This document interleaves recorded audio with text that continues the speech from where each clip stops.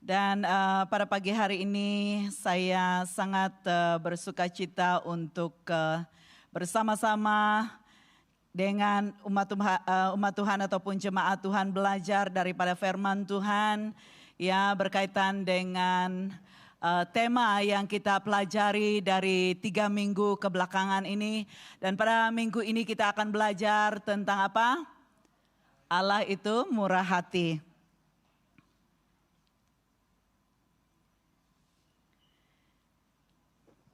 Oke, ya sebelum kita mendengar firman Tuhan, mari kita siapkan hati kita, mari kita berdoa.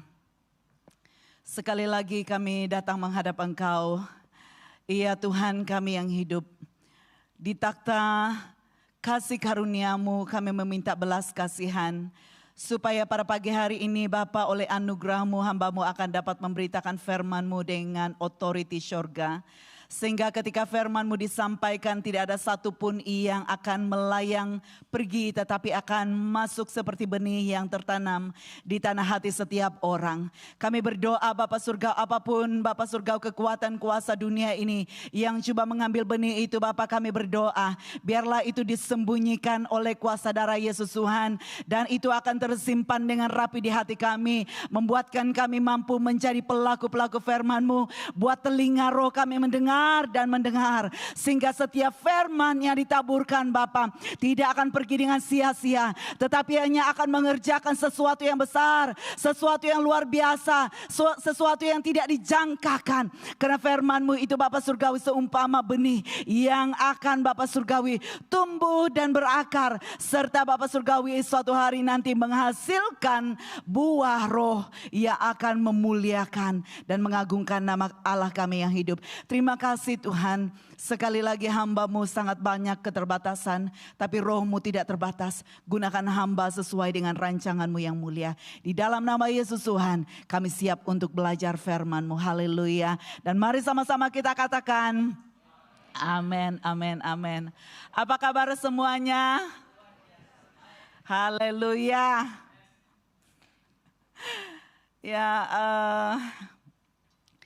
Ya, saya sangat bersyukur karena pada pagi hari ini berkesempatan untuk kita sama-sama belajar firman Tuhan.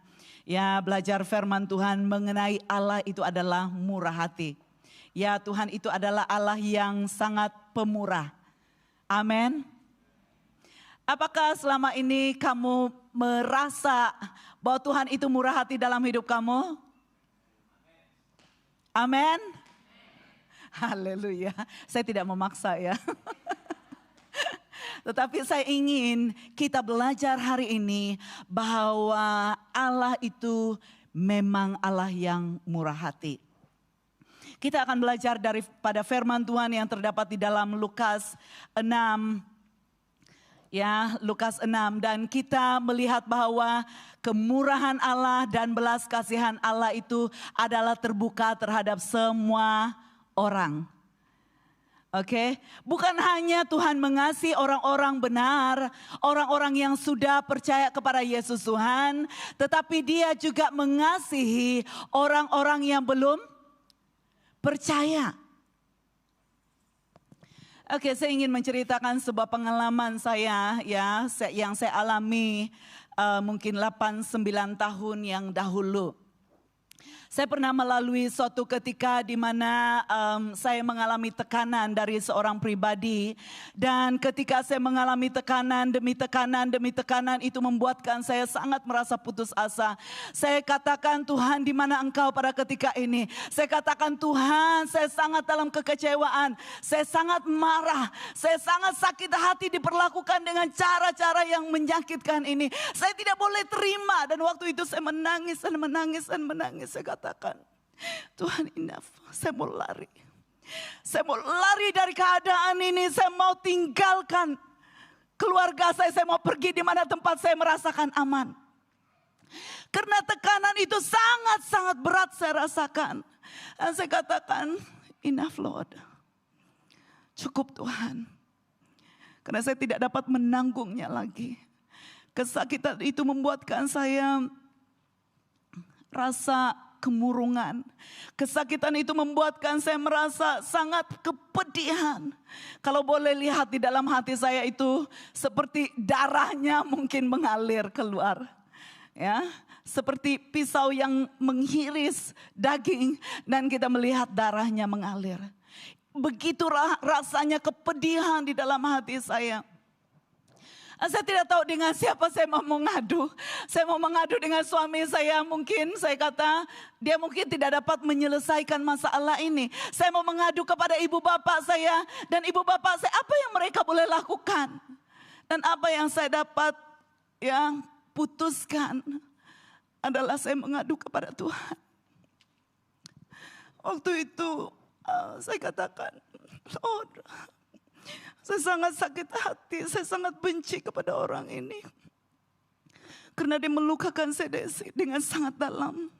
Dan waktu itu ketika saya mencurahkan hati dan perasaan saya kepada Tuhan. Ketika saya berdoa dan saya berlutut, yaitu di gereja. Saya kata saya tidak tahu dengan siapa saya harus mengadu. Karena ini saya tidak sanggup lagi untuk menanggungnya. Dan akhirnya tiba-tiba ketika saya sedang menyembah, ketika saya sedang berdoa.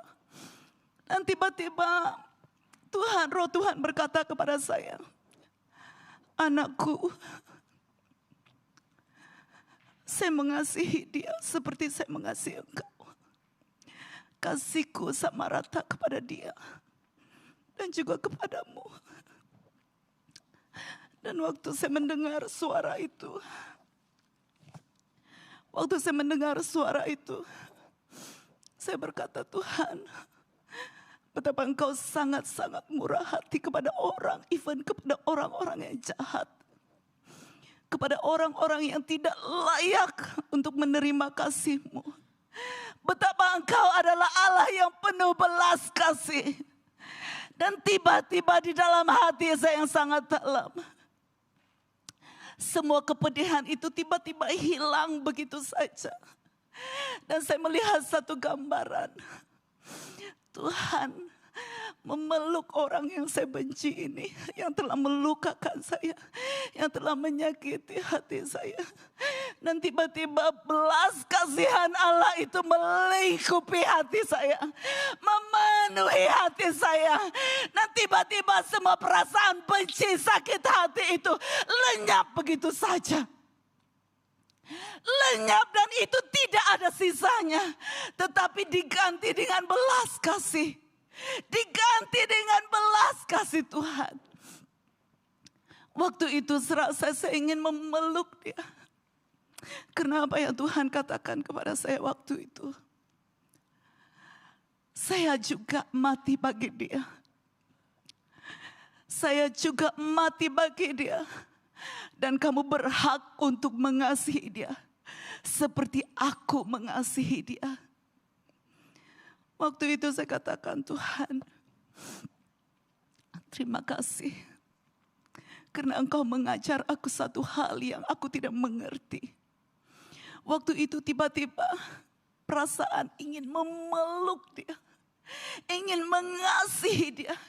Ingin melepaskan kasih sayang dan cinta Tuhan itu menguasai hati saya. Dan sejak itu, ketika hal itu berlanjutan untuk seketika waktu. Akhirnya sampai ke sebuah tahap proses, Tuhan memproses hati saya. Tiba-tiba firman Tuhan yang berkata, orang yang berkenan kepadaku dan orang yang kukasihi, musuhnya pun akan kuamankan dengannya. Amin. Siapa yang ada musuh di sini? Siapa yang sakit hati di sini? Ya. Mungkin ada di antara kita yang sedang dalam situasi yang saya pernah lalui. Mungkin ada di antara kita yang sedang dalam kondisi sakit hati, terluka, dilukai, kecewa. Ya, tetapi ingat, Tuhan itu adalah murah hati. Haleluya.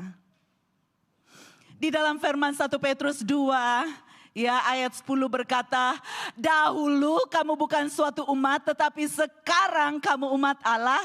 Dahulu kamu tidak mendapat belas kasihan Allah tetapi sekarang kamu telah mendapat belas kasih. Waktu kita belum mengenal Tuhan, waktu kita hidup di dalam dosa, kita ini orang-orang yang menjadi musuh Tuhan.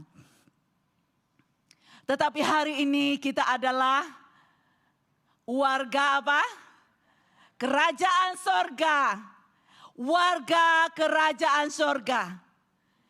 Dan kita semua ini adalah orang-orang yang terpilih. Haleluya. Wah, lain kali saya mau bagi hadiah kepada. Oke, mari kita melihat firman Tuhan di dalam Lukas 6:27 hingga 36 berkata, tetapi kepada kamu yang mendengar aku berkata, kasihilah musuhmu, berbuat baik kepada orang yang membenci kamu, berkatilah orang yang mengutuk kamu, dan doakan orang yang menganiayai kamu. Jika orang menampar sebelah pipimu, biarlah dia menampar sebelah lagi. Jika ada orang mengambil jubahmu, biarkan dia mengambil bajumu juga. Berilah setiap orang yang meminta sesuatu daripadamu. Dan jika sesuatu mengambil barangmu, jika sesiapa mengambil barangmu, janganlah tuntut balik barang itu. Apa yang kamu mau orang lakukan kepadamu, lakukanlah demikian juga kepada mereka. Jika kamu mengasihi orang yang mengasihi kamu, apakah kelebihanmu? Malah orang berdosa pun mengasihi orang yang mengasihi mereka. Dan jika kamu membalas baik kepada orang yang berbuat baik kepadamu, apakah kelebihanmu? Orang berdosa pun berbuat demikian. Jika kamu meminjami orang yang kamu harap akan memulangkannya, apakah kelebihanmu? Orang berdosa pun meminjami orang berdosa untuk mendapatkan kembali sama banyak.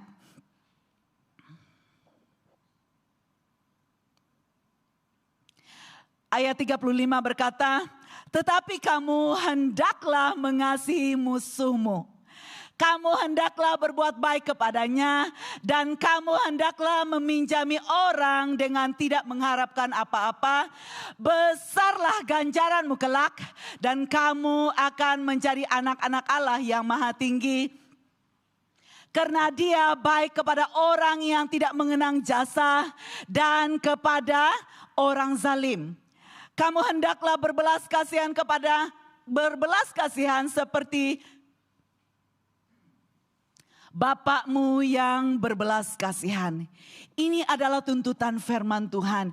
Dan semua kita sebagai orang-orang yang menganggap dirinya orang Kristen, atau orang benar, atau orang yang sudah percaya kepada Yesus, wajib hidup di dalam kebenaran Kristus. Dan inilah yang terkandung di dalam hukum Yesus Kristus. Ya, kalau kita melihat definisi dari kemurahan ini dalam bahasa Yunani itu adalah Chrestotes, benignitas itu dalam bahasa Latin, dan kindness dalam English. Dan ini berarti bahwa perbuatan baik yang nyata, kelembutan dalam berlaku terhadap sesama, dan bersikap penuh rahmat. Dan saya highlight di situ, itu adalah sikap penuh rahmat. Bagaimana sikap penuh rahmat?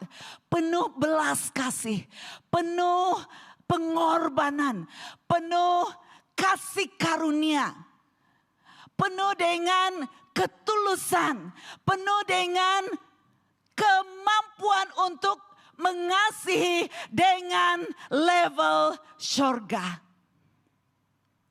Ini bukan level yang biasa. Kasih kemurahan yang dimaksudkan oleh firman Tuhan yang kita belajar pada hari ini bukanlah standar yang mengasihi seperti yang dunia dapat lakukan. Tetapi kasih yang diberikan itu adalah berasal dari kasih Allah. berasal dari cinta Allah, berasal dari pengorbanan dan apa yang sepatutnya tidak layak diterima oleh orang yang menerimanya. Kalau saya bertanya di sini, dalam beberapa minggu ini atau dalam 1 minggu ini, ada yang hidup tanpa dosa, ada yang hidup tanpa membuat pelanggaran. Saya juga. Tetapi mengapa kita ada di tempat ini saat ini? Itu karena Tuhan. Itu karena kasih karunia Tuhan. Itu karena belas kasih Tuhan. Itu karena cinta Tuhan. Jangan pernah engkau menganggap murahan kasih karunia ini. Dengan terus menerus membuat dosa. Tetapi izinkanlah dirimu untuk hidup di dalam kasih karunia atau rahmat Tuhan yang besar. Hari ini kita akan terus belajar bagaimana kita menyatakan belas kasih atau kemurahan kepada orang lain. Sesuai dengan apa yang kita pelajari hari ini. Kalau kita melihat di dalam ayat 27 dan seterusnya, kita melihat bahwa ini adalah tentang hukum kasih.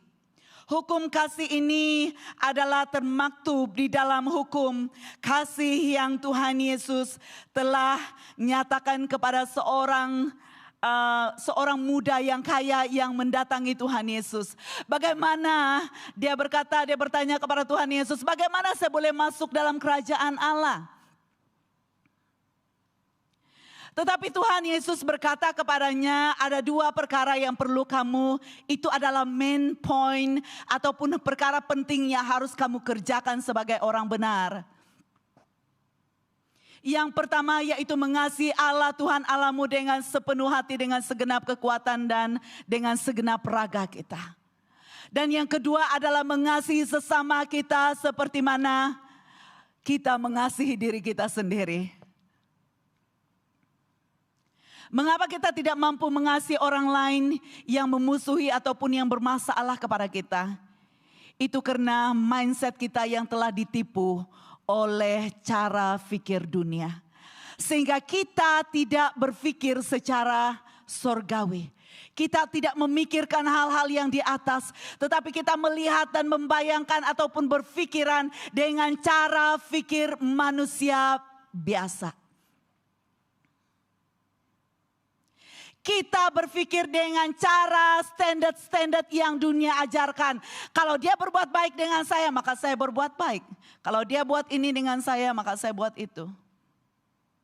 Tetapi standar yang Tuhan berikan kepada kita sebagai orang yang benar itu adalah lebih daripada mengasihi yang tahap biasa. Lebih dari mengasihi dengan level yang biasa. Tuhan ingin mengajarkan kita tentang apa? Kasih Bapa. Tentang cinta Bapa, tentang pengorbanannya, tentang apapun yang dia punya, dia ingin berikan dan serahkan kepada orang-orang yang mau percaya. Di sini dia katakan, tetapi kepada kamu yang mendengar. Pada waktu Tuhan mengajarkan firman ini adalah ketika dia sedang mengajarkan itu kepada orang yang ramai yang mencari Tuhan. Kemana Tuhan Yesus pergi, mereka mengejar Tuhan Yesus karena mereka mau mendengar pengajaran.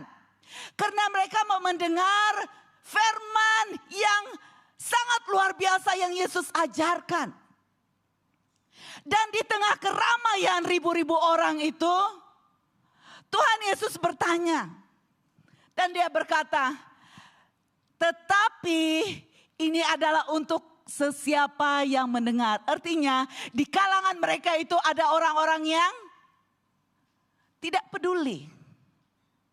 Tidak menganggap penting. Ataupun ada mungkin di antara mereka itu yang akan lupa dan tidak kisah dengan apa yang Yesus ajarkan. Dan apa yang Yesus katakan ini adalah tetapi kepada kamu yang mendengar. Dan Yesus lanjutkan, aku berkata kasihilah musuhmu, berbuat baik kepada orang yang membenci kamu. Secara daging, secara manusia biasa, itu mungkin terlalu sukar. Memang kita tidak mampu melakukan itu karena sesuai dengan standar manusia biasa, mengasihi orang yang mengasihi kita. Tetapi mungkin membenci dan membalas orang yang melakukan kejahatan kepada kita. Itu standar biasa. Itu biasa saja.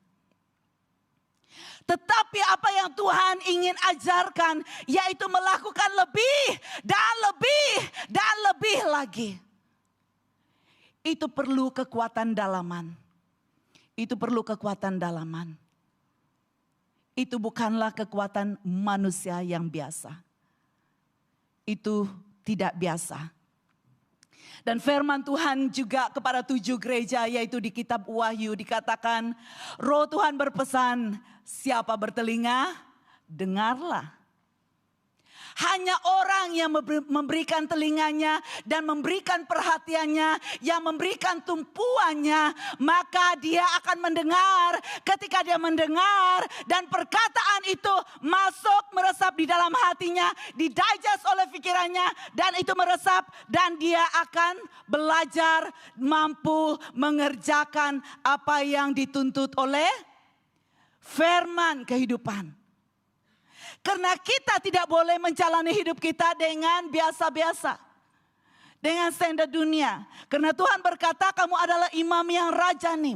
Kamu adalah penentu apa yang akan terjadi di muka bumi ini. Dan firman Tuhan berkata kitalah penguasa bumi ini. Nah kalau kita sebagai orang Kristen, sebagai orang benar tidak mengerjakan ataupun tidak berjalan sesuai dengan tuntutan firman, kamu tidak ada hak masuk dalam kemuliaan. Dan ini sangat jelas. Ini sangat jelas apa yang diajarkan oleh firman Tuhan. Kita jangan hanya berbuat baik kepada orang yang mengasihi kita, yang berbuat baik kepada kita. Tapi marilah kita belajar untuk mengasihi orang yang membenci kita. Ketika saya sedang mempersiapkan ini saudara yang dikasihi oleh Tuhan. Tuhan ingatkan saya tentang di dalam beberapa waktu ke depan. Orang-orang Kristen akan mengalami penganiayaan.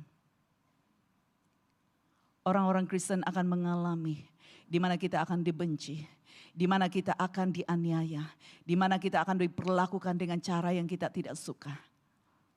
Persoalannya di sini, apakah kamu ataupun kita dapat hidup mengerjakan apa yang dituntut oleh firman Tuhan?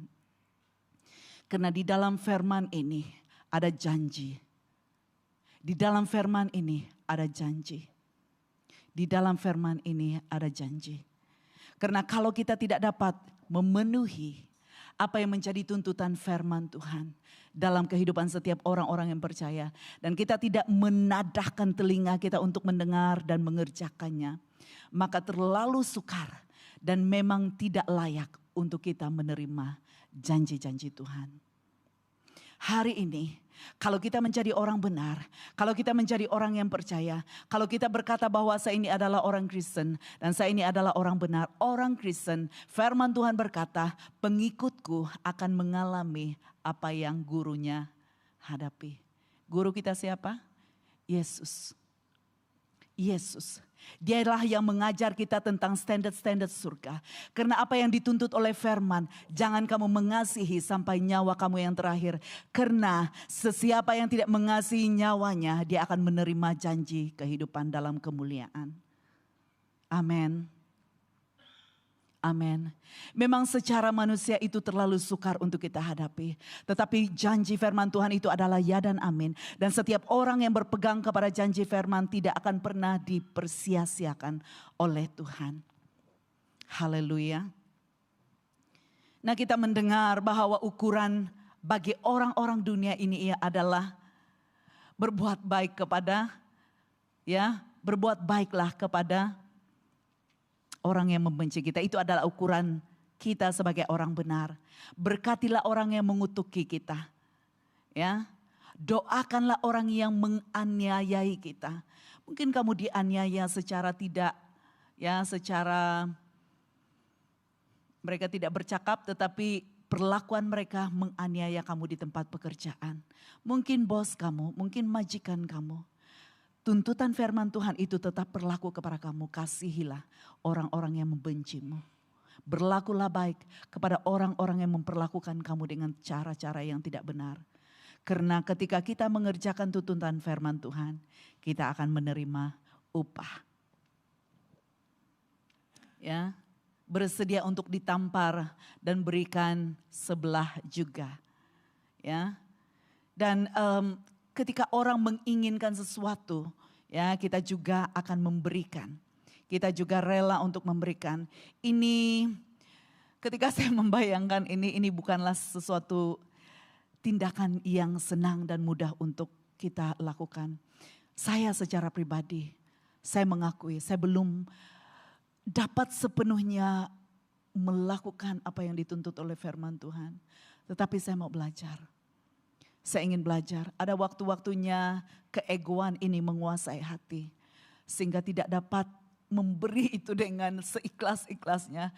Memberi tetapi di dalam itu menggerutu. Di dalam itu mengeluh. Di dalam itu rasa-rasanya mau marah.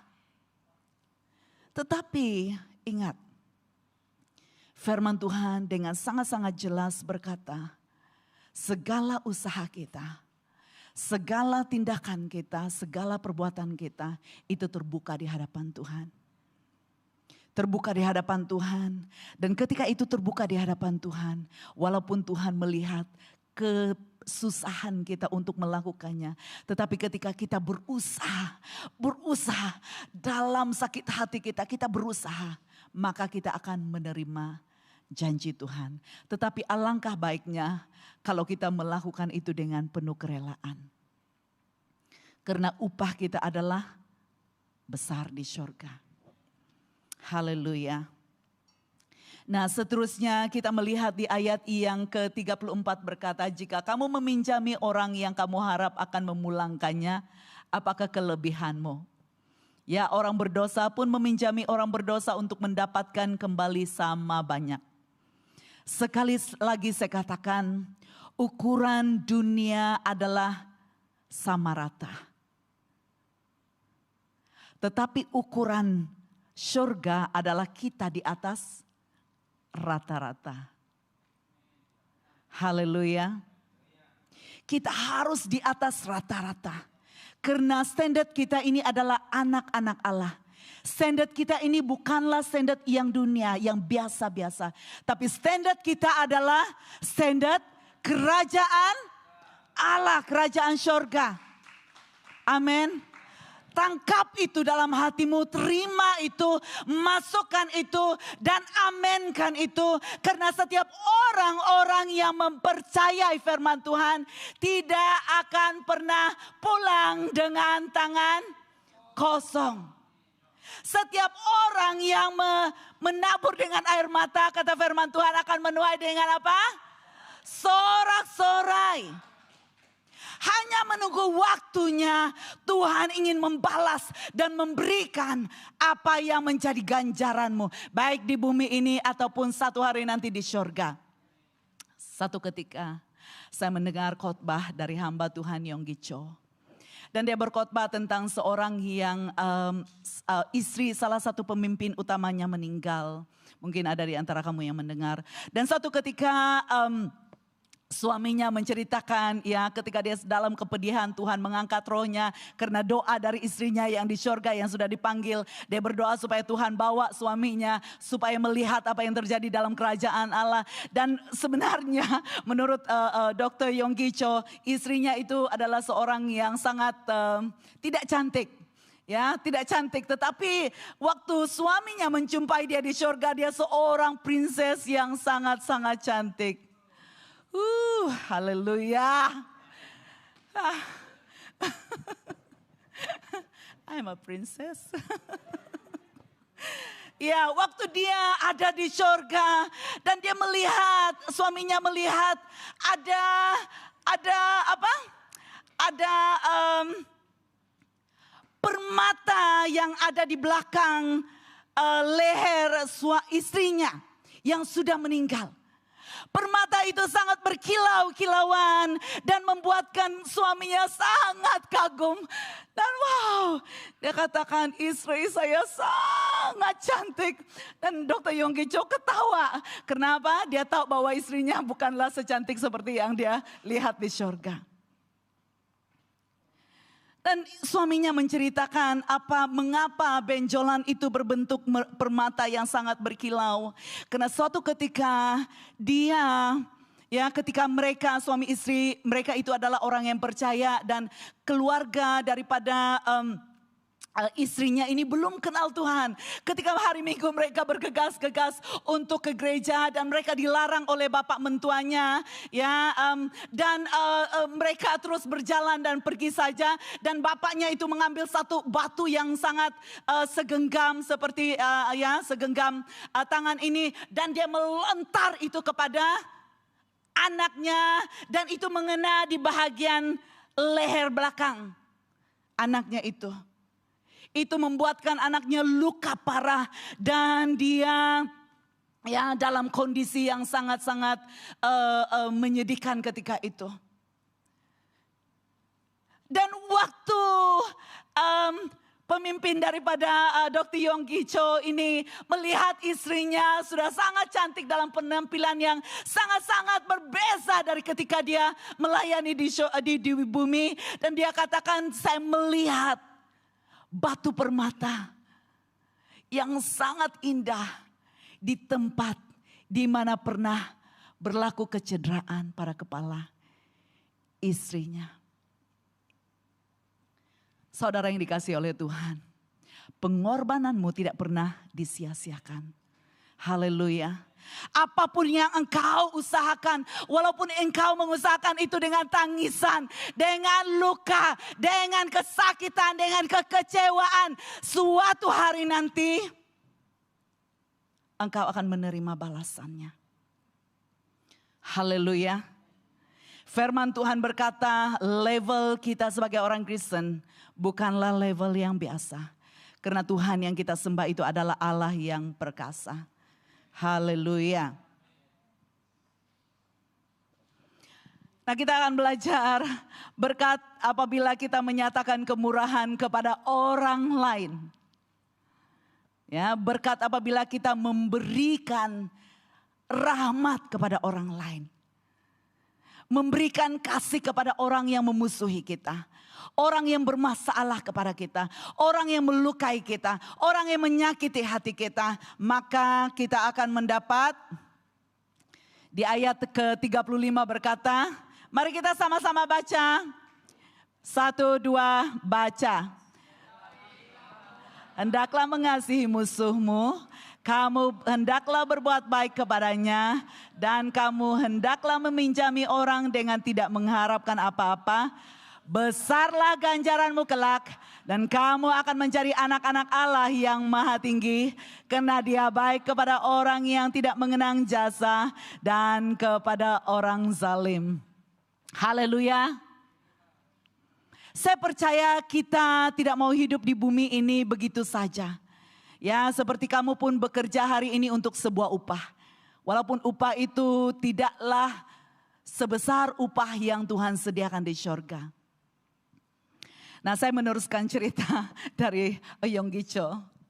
Oke, istri daripada pemimpin Dr. Yonggi Cho ini adalah wanita yang biasa. Ya, dia adalah salah satu pemimpin, kerjanya pada hari Minggu adalah membersihkan sapu dalam gereja, dan dia menyusun apa yang perlu, dia mengelap, dia membersihkan. Itulah pekerjaannya setiap minggu. Tetapi apa yang terjadi ketika suaminya mengunjunginya di sorga? Dan ketika dia ada di sorga, dia melihat rumah istrinya itu besar di sorga. Siapa mau menjadi tukang sapu dalam gereja? Siapa yang mau membersih-bersihkan dalam gereja? Jangan sampai berkat itu lari dan tumpah kepada orang lain. Ingat saudaraku, lakukan bahagianmu. Lakukan bahagian kita. Kerjakan apa yang kamu rasakan passion, menjadi passion dalam hidupmu, menjadi kegairahan. Berikan sesuatu yang terbaik untuk Tuhan. Jangan berkira-kira, jangan menghitung. Apa yang kamu lakukan itu adalah sesuatu yang sangat-sangat bermakna. Dan waktu itu dia berkata, saya jelas kenapa Tuhan boleh sediakan rumah istri saya sangat-sangat besar. Tetapi karena sepanjang hidupnya, istrinya itu mengabdi kepada Tuhan dengan sangat-sangat tekun. Walaupun dia dimusuhi oleh keluarganya sendiri, walaupun dia rasa-rasanya sangat keletihan menjaga anak dan membersihkan gereja dan sebagainya, tetapi dia tekun mengerjakannya. Dan ketika dia ada di rumah Tuhan, dia mengatakan, Jesus, I love you. Jesus, I love you. Dan ketika dia melakukan semua itu, dia melakukannya atas dasar cinta. Dan bukan keluhan. Dan bukan rungutan. Dan bukan keterpaksaan. Tetapi dia melakukan semua itu karena cinta. Dan setiap kali dia mengelap itu, dia seperti mengelap dan membersihkan rumah Tuhannya yang sangat bernilai.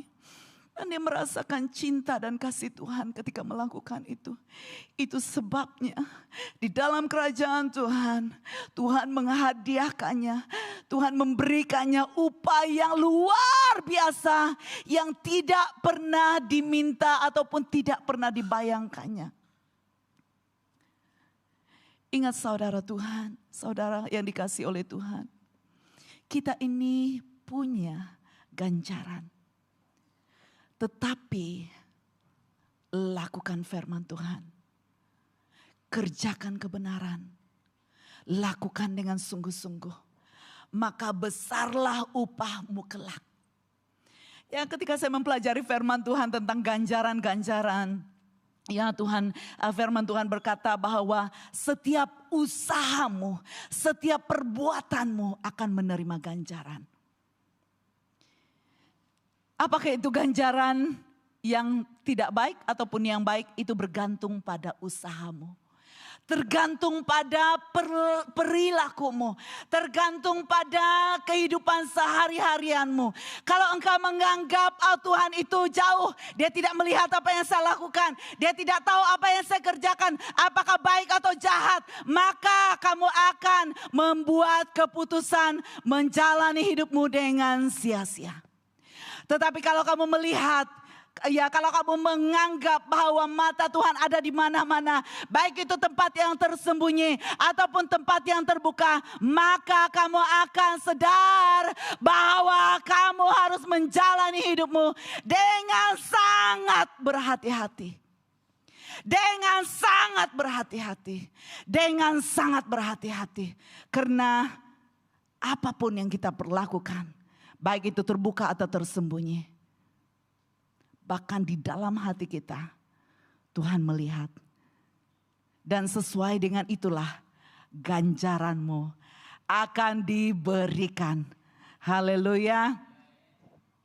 Firman Tuhan seterusnya berkata, di dalam Ibrani 10 ayat 35 hingga 38 berkata, oleh itu janganlah buangkan keyakinanmu yang akan diberikan ganjaran besar. Kamu perlu tabah menderita, dengan demikian setelah kamu melakukan kehendak Allah, kamu dapat menerima janji itu. Nah, seketika saja lagi dia yang akan datang itu akan sampai tanpa berlenga-lenga. Sekarang orang yang benar akan hidup dengan iman. Tetapi jika sesiapa undur, jiwaku ataupun jiwa Tuhan tidak meredainya. Tuhan menuntut kesetiaan. Tuhan menuntut 100% pengabdian dari hidup kita. Tuhan inginkan itu. Karena dia ingin mengganjari kita. Karena dia ingin menghadiahkan kita. Karena dia ingin memberikan apa yang Bapa punya. Apa yang Yesus punya. Apa yang surga punya. Diberikannya kepada setiap orang yang hidup dalam kebenaran. Jika saya mendengar sebagian orang yang berkata, saya sudah sangat keletihan. Saya sudah sangat kepenatan melayani. Dan saya berpikir, bukankah setiap kita menginginkan upah? Apapun kondisimu, jangan pernah berhenti. Dan jangan pernah berkata, cukup. Tetapi ketika engkau berhadapan dengan isu-isu yang berat, datang dengan penciptamu yang akan memberikan kesegaran kepadamu dan memulihkan hatimu sehingga engkau akan berjalan lagi dan engkau akan berlari lagi dan engkau akan bukan hanya berjalan dan berlari tetapi engkau akan dibawa Tuhan terbang tinggi. Haleluya. Maka tepat pada waktunya Tuhan akan mengganjari engkau dengan ganjaran yang dari surga. Nah, bukan hanya Tuhan ingin memberikan ganjaran yang sangat besar kepada kita, ya, tetapi Dia katakan kamu akan menjadi anak-anak Allah yang apa? Yang apa? Yang maha tinggi. Artinya ketika saya mencoba untuk digest ini, Tuhan kenapa? Ya, bila kami melakukan ini kami dapat ganjaran dan kami akan menjadi anak-anak Allah yang maha tinggi. Kenapa? Ketika saya merenungkan firman Tuhan ini, saya mendapat sebuah pengertian. Artinya pada waktu itu di takhta putih itu ataupun di hadapan Tuhan, di hadapan Raja kita yang memberikan upah kepada setiap orang personal. Dan Dia katakan besarlah ganjaranmu apa? Kelak. Kelak itu berarti pada suatu masa Tuhan akan memberikan hadiah sesuai dengan perlakuan dan cara kita membawa diri. Bukan hanya itu tetapi apa? Kamu akan menjadi anak-anak Allah yang maha tinggi. Artinya bukan kamu diberikan ganjaran saja. Tetapi yang sangat penting adalah kamu akan menjadi apa? Penghuni kerajaan. Tidak excited? I'm excited. Saya sangat percaya. Ketika kita melakukan itu dengan tangisan dan dengan seluruh kekuatan kita.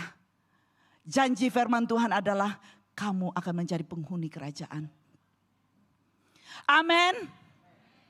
Kita akan menjadi penghuni kerajaan. Tetapi dari ayat yang pertama apa tadi? Kepada apa? Kamu yang mendengar. Dan bukan kepada yang tidak mendengar. Kepada kamu yang mendengar, memasang telinga dan melakukan. Wow, firman Tuhan itu sangat-sangat yang meneguhkan hati saya. Ya, di dalam Roma 9 ayat 26 berkata, dan akan terjadi bahwa di mana telah dikatakan kepada mereka, kamu bukan umatku, disitulah mereka akan dipanggil sebagai anak-anak Allah yang hidup. Allah ya, ketika Tuhan menawarkan keselamatan kepada orang-orang Israel dan sebagian orang-orang Israel menolak, dan pada ketika itulah Tuhan memberikan peluang dan kesempatan. Nah, aku memberikan kesempatan kepadamu ya untuk diselamatkan. Terserah untuk engkau mau menerima ataupun mau melepaskannya. Tuhan menghamparkan belas kasih-Nya. Tuhan menghamparkan kasih karunia-Nya. Dan tinggal engkau meraih dan masuk di dalamnya. Menikmatinya, hidup di dalamnya. Dan mengalaminya dengan penuh sukacita. Ya, tidak sedikit orang-orang yang menyia-nyiakan kasih Tuhan itu. Dan kalau kita lihat di luar sana, terlalu banyak orang-orang yang belum mendapat kasih karunia itu. Tetapi apa yang menjadi tuntutan Tuhan bagi setiap kita adalah berikanlah kasih kepada mereka. Supaya mereka mengenal kasih itu. Dan dikatakan oleh firman Tuhan, Tuhan mengasihi orang-orang yang tidak pandai mengenang jasa. Kalau kita membuat baik pun mereka tidak pandai kenang jasa, mereka tidak tahu membalasnya. Tetapi ketika kita keep on doing the right thing, maka kasih karunia itu akan membuat kita berbelas kasihan kepada mereka. Dan pada ketika mereka menangkapnya, the moment mereka menangkap itu, maka hati mereka akan diubahkan. Hati mereka akan disentuh. Pada waktu itulah mereka akan menerima. Maka apa yang membuat upahmu besar? Karena engkau melakukan ya tuntutan hukum kasih itu. Kasih yang terutama. Kasih kepada Tuhan dan kasih kepada sesama. Ketika kita melakukannya, semakin kita melakukannya, semakin kita dianiaya, maka Tuhan akan dimuliakan dan Tuhan akan diperkenalkan kepada orang-orang pemberontak, kepada orang-orang yang tidak kenal jasa, kepada orang-orang even kepada orang zalim. Zalim ini adalah perkataan yang sangat sangat dalam berkaitan dengan kejahatan seseorang. Kejahatan seseorang yang tidak pernah mengenal belas kasih. Itulah Tuhan kita yang kita sembah. Dan kita melihat di ayat yang terakhir firman Tuhan berkata, kamu. Siapa? Saya. Kita. Dikatakan kamu hendaklah berbelas kasihan seperti Bapakmu yang berbelas kasihan. Maka layaklah kita untuk layaklah kita untuk melakukan, layaklah kita untuk mengerjakan seperti apa yang dituntut oleh firman Tuhan. Ya, supaya kita ini hidup mengerjakan, hidup melakukan, hidup menyelesaikan, hidup melaksanakan apa yang menjadi tuntutan firman Tuhan dalam kehidupan kita. Karena kita terpanggil bukan menjadi orang biasa, tetapi orang-orang yang punya standar kerajaan Allah. Level kita bukanlah level sesama, tetapi apa? Level kita bukanlah level sesama, tetapi apa? Level kerajaan surga, kerajaan Allah. Nah, persoalannya di sini saudara yang dikasih oleh Tuhan, ya boleh menjadi refleksi dalam kehidupan kita, sudahkah Anda hidup dalam kemurahan? Pertanyaannya bagi kita masing-masing, apakah selama ini ketika kita mendapat kemurahan Allah, ketika kita mendapat kasih sayang Tuhan, ketika kita mendapat cintanya, apakah kita telah mengerjakan ataupun apakah kita telah memberikan kemurahan kepada orang-orang yang ada di sekitar kita. Mungkin itu sesuatu yang menyakitkan. Tetapi ingat, setiap kali kamu berhadapan dengan isu bahwa kamu ingin membalas apa yang mereka lakukan, ingatlah. Ketika engkau bersungguh-sungguh melakukan kebaikan, ingat upahmu besar di surga. Pemberian Tuhan itu adalah pemberian yang kekal adanya. Dan bahkan bukan hanya seperti hadiah saja, tetapi rumah, tetapi berkat-berkat yang lain, berkat keindahan surga, berkat-berkat yang terbaik yang dari surga itu akan kamu terima. Mari saudara yang dikasihi oleh Tuhan, kita berdiri bersama-sama. Dan soalan yang kedua, setelah kita mendapat belas kasihan daripada Allah Bapa, hari ini apakah responmu? Bagaimana engkau bertindak terhadap sesamamu? Bukan hanya terhadap sesamamu, tetapi kepada orang-orang yang memusuhimu juga. Haleluya, Lord Jesus. Thank you Jesus, haleluya, haleluya, haleluya. Mari saudara yang dikasihi oleh Tuhan, kita diam di hadapan Tuhan. Kita berdiam di hadapan Tuhan. Dan kita refleksi kehidupan kita sehari-hari. Selama ini, apakah kita melakukannya seperti yang menjadi tuntutan firman Tuhan? Apakah kita berbelas kasihan kepada orang-orang yang ada di persekitaran kita, bahkan orang-orang yang menjadi musuh kita? Apakah selama ini kita memberikan kemurahan Tuhan, menjadi tangan Tuhan, menyentuh orang-orang yang ada, yang memerlukan belas kasih itu? Hari ini kita diperingatkan oleh firman Tuhan. Sekali lagi saya ingin mendorong Anda dan mendorong kita semua, mari kerjakan keselamatanmu. Mari kerjakan keselamatanmu. Mari kerjakan keselamatanmu. Haleluya, Lord Jesus. Thank you Holy Spirit. Dengan menaikkan lagu ini. Pasti lemah lembut, kasih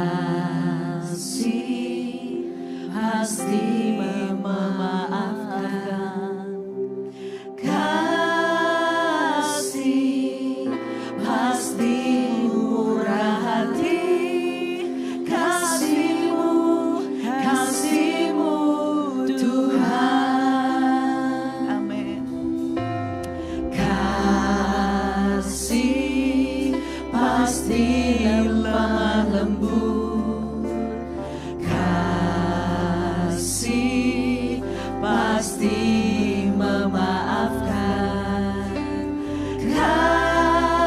kasih pasti murah hati, kasih-Mu Tuhan. Ajarilah kami.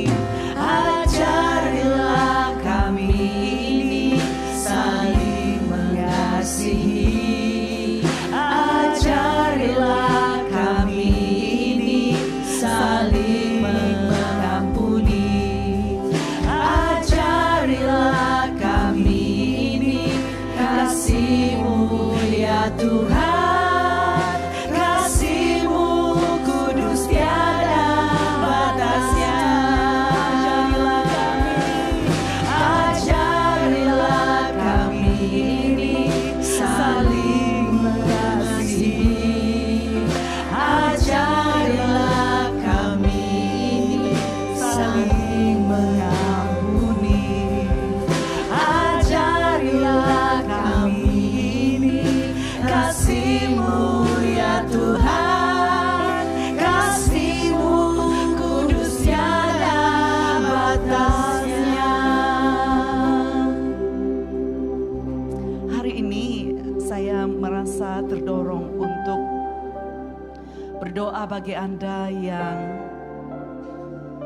mungkin dalam beberapa waktu ini Anda merasakan telah dianiayai oleh seseorang. Mungkin di dalam beberapa waktu ini Anda hidup di dalam sakit hati. Anda hidup di dalam kepedihan dan tidak dapat mengampuni orang-orang yang melukaimu. Dan hari ini kita ingin membuat sebuah komitmen. Kita ingin membuat sebuah komitmen di hadapan Tuhan. Dan kita mau berkata, Tuhan, aku tidak mampu lagi. Tolongi aku Tuhan. Berikan aku belas kasihan-Mu, supaya aku dapat memberikan belas kasih. Dan pemimpin-pemimpin akan berdoa untuk Anda. Dan mimbar ini terbuka bagi siapa yang merelakan hatinya. Haleluya.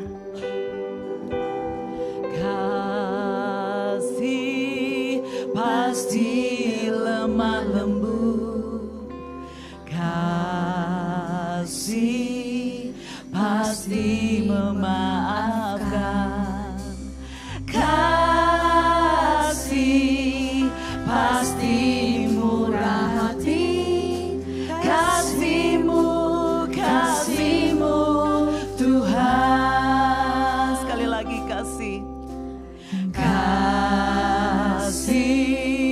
pasti lemah lembut, kasih pasti memaafkan, kasih pasti murah hati, kasih-Mu Tuhan. Ajarilah kami ini saling mengasihi, ajarilah kami ini saling mengampuni, ajarilah kami ini kasih-Mu ya Tuhan, kasih-Mu kudus tiada batasnya. Mari kita berdoa di hadapan Tuhan pada pagi hari ini. Mari kita terbuka di hadapan Tuhan. Mari kita katakan, Tuhan, tolong ajarilah biar belas kasihan-Mu melingkupi hatiku, sehingga kasih itu akan membuat aku dapat mengatasi kelemahanku dan ketidakmampuanku untuk mengerjakannya. Kasih-Mu kudus tiada batasnya. Ajarilah kami ini saling mengasihi, ajarilah kami ini saling mengampuni, ajarilah kami ini kasih-Mu ya Tuhan, kasih-Mu kudus tiada batasnya.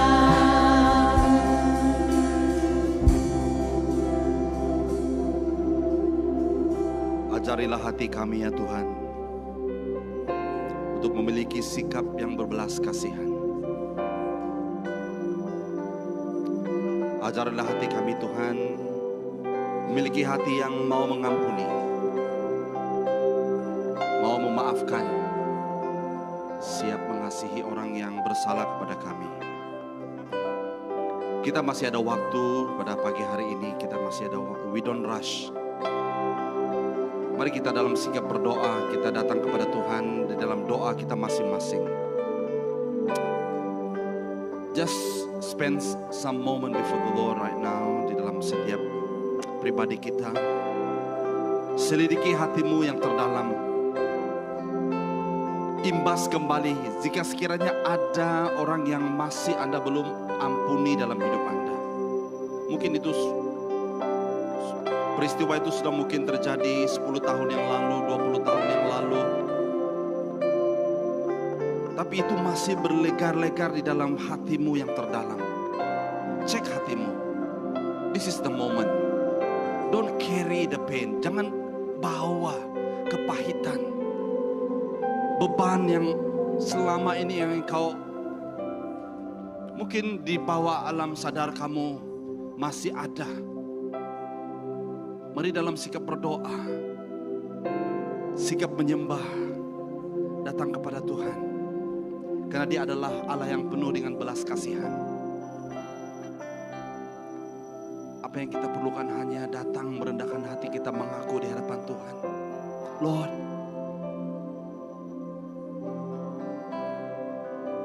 saya membuat keputusan hari ini. I want to make a decision today to forgive. Kesembuhan pemulihanmu hanyalah sejauh mana Anda ingin mengampuni. Saya mau challenge Anda hari ini sekali lagi. Allah telah menyatakan kasih kemurahannya, Dia telah mengampuni kita. Dia telah berbelas kasihan kepada kita. Siapalah kita yang tidak mau beri belas kasihan kepada orang lain? Jika Anda punya courage, Anda boleh datang di depan dan didoakan. Kalau Anda hanya mau duduk di mana berdiri, di mana Anda berada pun oke juga. Tapi serahkanlah semua itu di dalam pada Tuhan pada saat ini.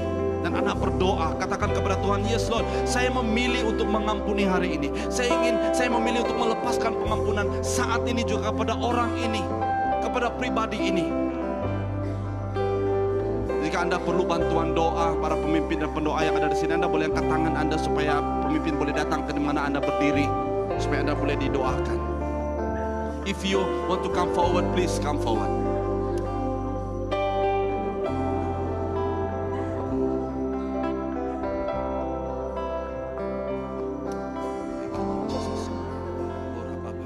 Terus dalam keadaan sikap berdoa, yang didoakan terus didoakan, yang berdoa secara personal di mana engkau berada terus berdoa. Kita izinkan kasih Tuhan melanda kita hari ini. Sebelum kita keluar dari tempat ini, biarlah kita benar-benar dilepaskan. Bila kita benar-benar dibebaskan pada hari ini. Tuhan, Engkau adalah Allah yang mengampuni. Engkau adalah Allah yang penuh belas kasihan. Thank you Lord.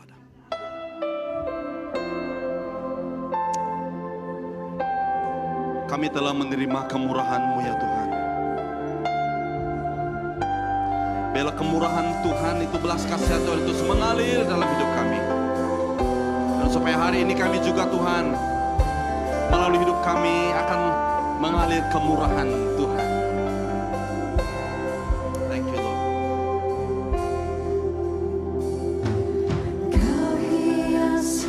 Yes Lord. Engkau telah mengasihi, menghiasi kami Tuhan. Kau rancangkan masa depanku penuh dengan harapan. Kau hiasi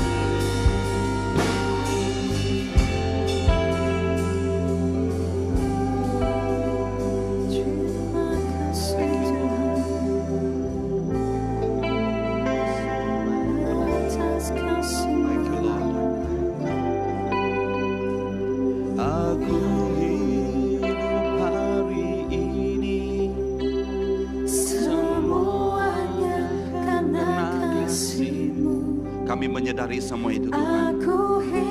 Kami ada hari ini, kami baik hari ini, kami diberkati hari ini.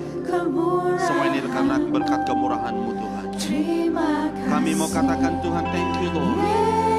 Kami mau katakan terima kasih Tuhan. Engkau sangat baik bagiku. Engkau sangat baik bagi kami Tuhan. Pada saat ini semuanya karena kasih-Mu. Aku hidup hari ini semua berkat kemurahan-Mu. Terima kasih Yesus, Engkau sangat baik, teramat baik aku pada saat ini. Semuanya karena kasih-Mu.